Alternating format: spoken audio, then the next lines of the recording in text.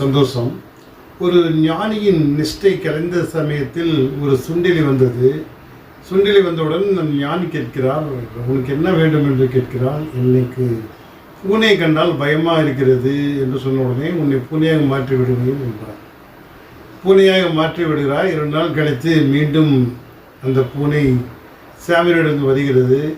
எனக்கு நாயை கண்டால் பயமாக இருக்கிறது, என்ன செய்வதுன்னு கேட்டால், நான் உன்னை நாயாக மாற்றி விடுவேன் என்றார். சற்று 2 நாள் கழித்து மீண்டும் வருகிறான்.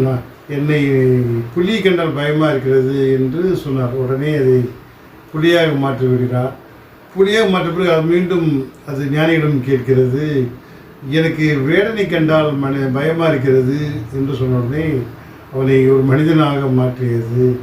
மனிதனை மாற்றிய பிறகு அது சொன்னது, சக மனிதனை கண்டால் எனக்கு பயமாக இருக்கிறது என்று சொன்னவுடன் ஞானிக்கு உபதேசம் சொல்வதை நிறுத்திவிட்டு சொன்னேன், உனக்கு எதை செய்தாலும் உன்னுடைய பயம் போகாத வரை உன்னால் எதுவும் சாதிக்க முடியவில்லை.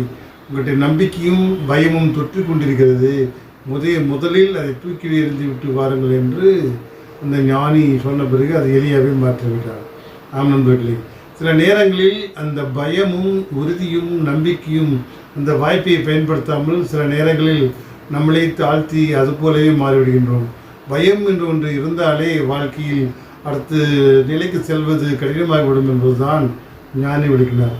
பயத்தை போக்கி நம்பகத்தன்மையை உறுதியாக்கி வலுவான நிலையை எட்டிவிட்டால் வாழ்க்கையில் சாதிப்பதற்குண்டான வழிகள் 1000 உண்டு என்கிறார். சந்தோஷம். வாழ்க வளம்.